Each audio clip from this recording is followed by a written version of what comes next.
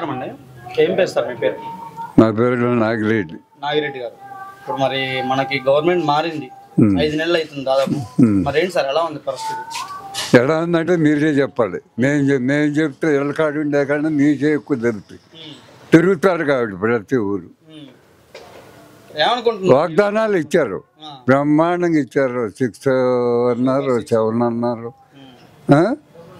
ఇచ్చారు. 5 అన్నారు. రైతులకి 20,000 ఇస్తా ఉన్నారు.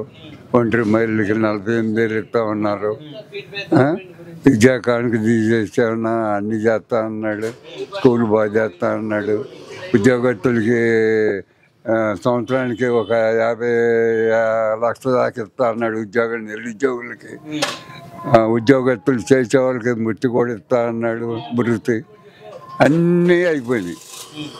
ఆఖరికి ఒక్కటే ఇచ్చాడు, ఏది పింఛను.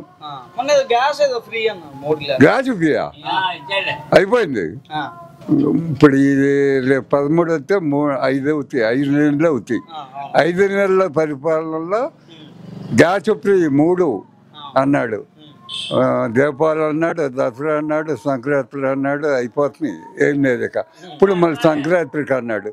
మళ్ళీ అంటున్నాడు ఫ్రీ అని చెప్పి ఎయ్యి కట్టాల్సిందే, లేకపోతే నెయ్యమని వాళ్ళు అంటున్నారు గ్యాస్ వాళ్ళు. ఎవరి మాట నమ్మాలి? ఇప్పుడు గవర్నమెంట్ ఉంటే ఓడిపోతూ ఉంటుంది, ఒకటి వస్తూ ఉంటుంది. గెలుపు ఇద్దరికి ఉండదు కదా. ఉన్నప్పుడు లోకల్ చేసిన ఆయన ప్రకారంగా నువ్వు ఉంచి చెయ్యి, పథకాలు మార్చు, చెయ్యి బ్రహ్మాండంగా, మళ్ళీ నువ్వే వస్తావు. అంతేగాని అన్యాయం చేసి గెలిచావు. న్యాయంగా గెలుపు కాదు అది, అన్యాయం గెలుపు. మోడీ గారు ఒకడు గెలిచాడు, అన్యాయం గెలుపు, కూటమి గెలుపు. రాత్రిపూట రాత్రిపూట మార్చేసారండి బాక్సులు. 60 లక్షల బాక్సులు వస్తే 40 లక్షల బాక్సులు వచ్చినాయి. కారణం ఏంటి చెప్పండి? కడవరి 20 లక్షల బాక్సులు ఏమైనాయి? మరి ఇప్పుడు గవర్నమెంట్ మారక ముందు ఆడవాళ్ళ పైన అఘాయిత్యాలు జరుగుతున్నాయని చెప్పేసి పవన్ కళ్యాణ్ గారు తిరిగారు. మరి ఇప్పుడు గవర్నమెంట్ మారింది, వాళ్ళ ప్రభుత్వం వచ్చింది, అయినా ఇప్పుడు కూడా అఘాయిత్యాలు ఆగట్లేదు. దాదాపు 5 నెలల్లో 100కు పైగా కేసులు వచ్చాయి. సొంత నియోజకవర్గంలో పిఠాపురంలోనే టీడీపీ నాయకుడు హత్య చేశారు అమ్మాయిని. మరి దాని గురించి అలా ఏమనుకుంటున్నారు ప్రజలు? ఏమండి, నేను చెప్పాల్సింది వాళ్ళ మీద ఖచ్చితంగా చెబుతాం కాదు. ఇప్పుడు చంద్రబాబు కానీ, వాళ్ళ కుమారుడు లోకేష్ కానీ, పవన్ కానీ, ఎవరైనా కానీ, ఆయన ఉప ముఖ్యమంత్రి పవన్. వాళ్ళ నియోజకవర్గంలోనే పిల్లల్ని అన్యాయంగా ఇద్దరు బలి పశువుల్లాగా చేశారు. చేసి మరి ఆ రోజున మాట్లాడిన పవన్ ఇవాళ ఏమయ్యాడు? ఎందుకు న్యాయం చేయలే? వాళ్ళ నియోజకవర్గమే, కాకినాడ అంటే వాళ్ళదే. ఎందుకు న్యాయం చేయలేకపోయాడు? వాళ్ళ పార్టీ వాళ్ళనా, వాళ్ళ కూటమి వాళ్ళనా? అట్లా ఉండకూడదండి. రాజకీయ నాయకుడు అంటే పార్టీ ఉండకూడదు, మతం ఉండకూడదు, కులం ఉండకూడదు. బైబిల్, భారతం, ఖురాన్ 3 కలిపి నడుచుకోవాలి. ఆడ ఆ కులం, వీడు ఈ మతం, వాడు ఆ పార్టీ అనేది తప్పు. ప్రతి వాళ్ళు నీకు ఓటు ఎత్తని గెలిచావు, అది గుర్తు పెట్టుకోండి. ఎవరైనా సరే, ఏ పార్టీ వాళ్ళైనా సరే, అందరూ ఓట్లు ఎత్తనే గెలుపు ఖాయం, లేకపోతే గెలవరు. గెలిచేదాకా సూపర్ 6, 7 6 అనుకుంటూ పోయి ఒక్కటన్నా నెరవేర్చావా? ఈ రోజుని 5 నెలలు అయింది. ఒక్కటి చెప్పండి, ఒక్కటి చెప్పమానండి. మీరు చెప్పండి. మీరు తిరుగుతూ ఉంటారు ఓళ్ళ మీద. చాలా పొరపాటు, ఆయన చేసింది చాలా తప్పు.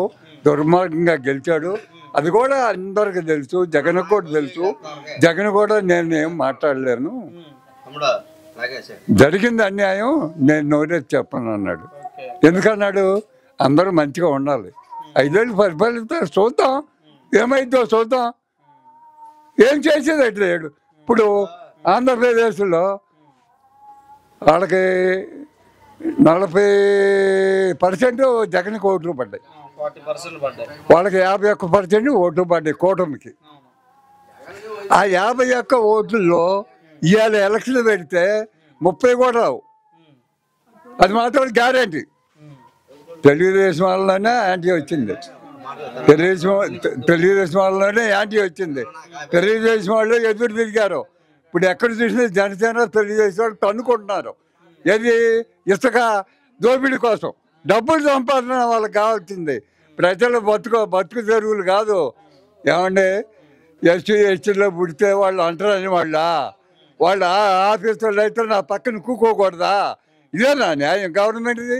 ఏమంటే ఎవరైనా ముఖ్యమంత్రి మాట్లాడాల్సిన మాట్లాడి మాదిగాళ్ళు మంచాడు కదా, వాళ్ళ రక్తం మన దాని పోలా, అందరిలో రక్తమే కదా. వాళ్ళు ఎమ్మెల్యేగా గెలిచారు, చైర్మన్గా గెలిచారు. వాళ్ళు అంటారంటే నా పక్కన ఉంటాకి లేదు అంటే ఏంటి? అది కులాలకు రెచ్చగొడుతుంది ఏంటి? పవన్ గారు ఏం మాట్లాడుతున్నాడు? కాకు పవన్ గారు ఏమంటున్నాడు? కులాలు రెచ్చగొడుతున్నాడు.